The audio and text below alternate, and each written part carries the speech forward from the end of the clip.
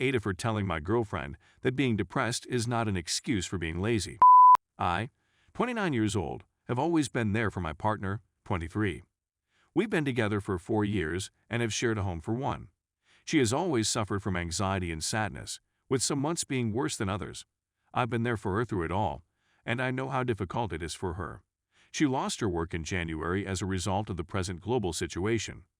By March, she had reached a low point, which included not eating as much, sobbing, and anger, all of which are symptoms of depression. I consoled her as much as I could and taken care of everything. However, I was permitted to return to work in early June, and the home has since fallen into disarray. By the time I get home, I'm too fatigued to accomplish anything, much alone cook. We order takeout most evenings, and she cooks on rare occasions.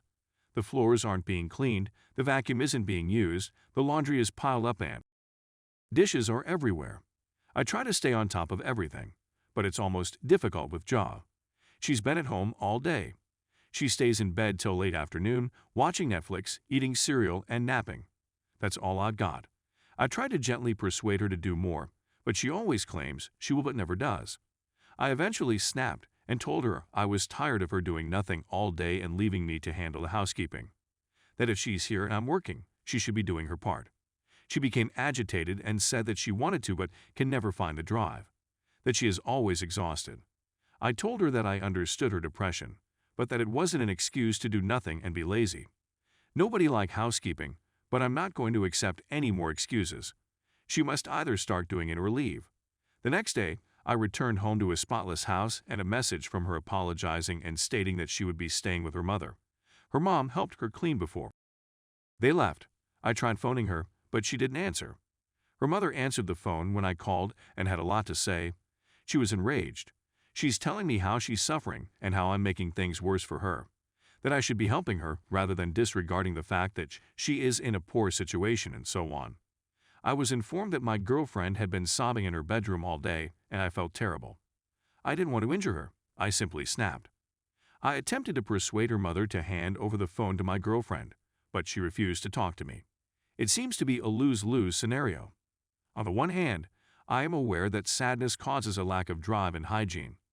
On the other hand, I can't tolerate seeing our house in such disarray. I've never experienced depression, so I can't tell how severe it is. That's why I find it more difficult to empathize with AITA when she says sadness isn't an excuse.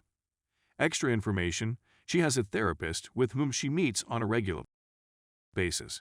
Her depression has worsened since losing her work. She is usually very neat and tidy. This is not a common occurrence for us. Despite her despair, she is seeking for work. In the meanwhile, I have enough money to sustain both of us. Update. In the end, I realized that I bore the lion's share of the responsibility. I should never have labeled her lazy since that is not how she is. I should not have lashed out. She remained at her mother's house for a few days before we met up to discuss. I explained that it had just been too much for me, but that this was no reason for lashing out, and I apologized. She apologized as well, though she didn't have to, and we chatted for a long time about how we might make our relationship work.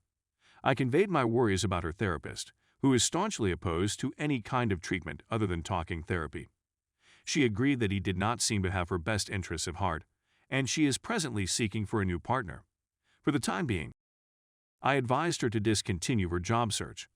She was getting a lot of rejections, and I could see that was making her even more sad. I simply thought we needed to take a step back from that, and I wanted her to concentrate on herself a bit more. She was apprehensive because she felt guilty that I would be working for both of us, but I promised her that everything would be great. I earn enough money to sustain both of us comfortably. I also advised that she volunteer at some time simply to get her out there and gain some additional experience on her CV. I'm a therapist, so these were only ideas, but it seemed to have relieved some of her stress, which is all I hoped for.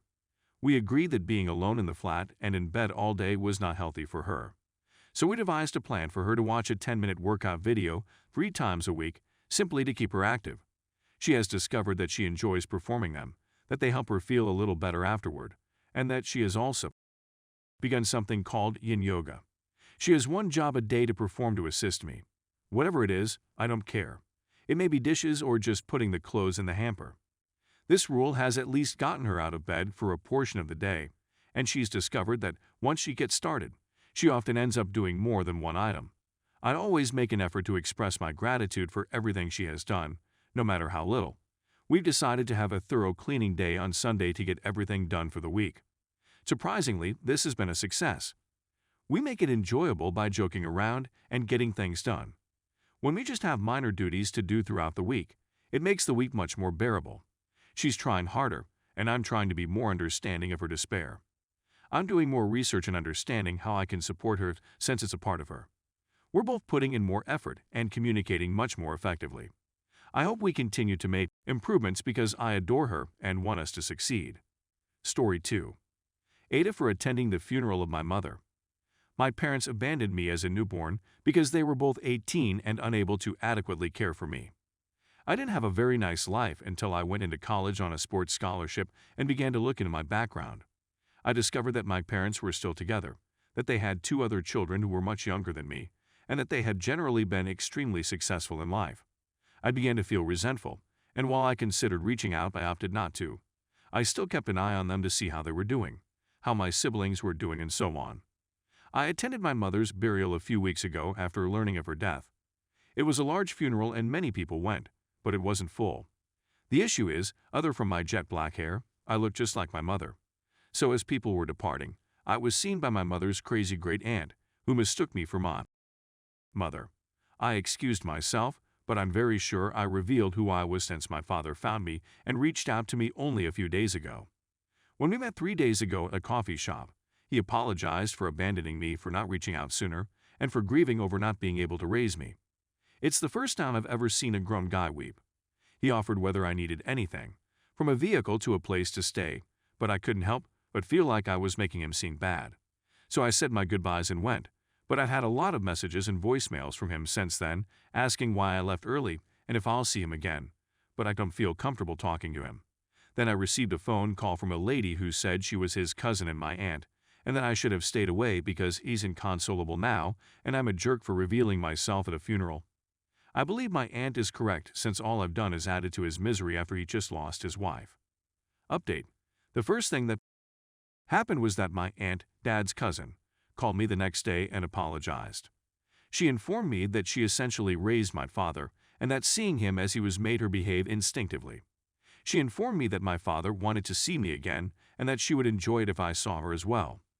I told her how terrible what she said was and that I needed some time before seeing her again, but I agreed to meet with him. After a week, I go to see my father. I continued reviewing everyone's advice and rehearsing what I was going to say. He seemed to be more collected. I told him it hurt so much to be abandoned, and it hurt even more to see how successful he was because it made me feel unimportant, and meeting him made me want to be forgotten. He told me he never forgot about me and gave me a little baby picture of me that he keeps in his wallet, telling me that even though I'm grown, he still views me as his baby. He informed me that he and my mother used to mourn for me every day after I was given up, but that they still prayed for me every day till the end. He informed me once again that if I allowed him, he could give me everything I desired. I told him I didn't want any money or anything from him, and I wasn't going to disclose myself. He said it was okay if I didn't want anything to do with him, but he begged me to be a part of my mom's great life aunts since she hadn't stopped inquiring about me since I was exposed, and he provided me her address. He argued that I was always desired, but he assumed I was adopted and didn't want to destroy my life. And since a lot of you mentioned that I was prepared for it, he urged me to forgive him for not being there for me and promised to do whatever it took to be my father. I suppose I knew I could either push him away or finally get what I wanted. I told him about my adolescent dream of him coming to rescue me from the orphanage, and we both burst out weeping. I embraced him and forgiven him after he assured me we could rescue each other.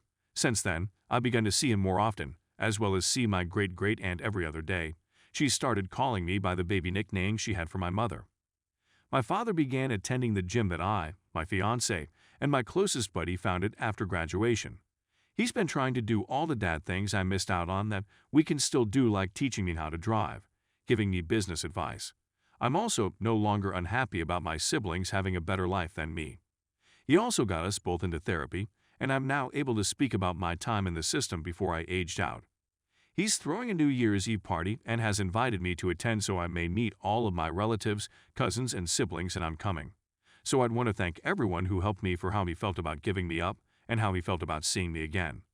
I believe that if you hadn't brought it out to me, I would have simply attempted to hide and would not have eventually received a father.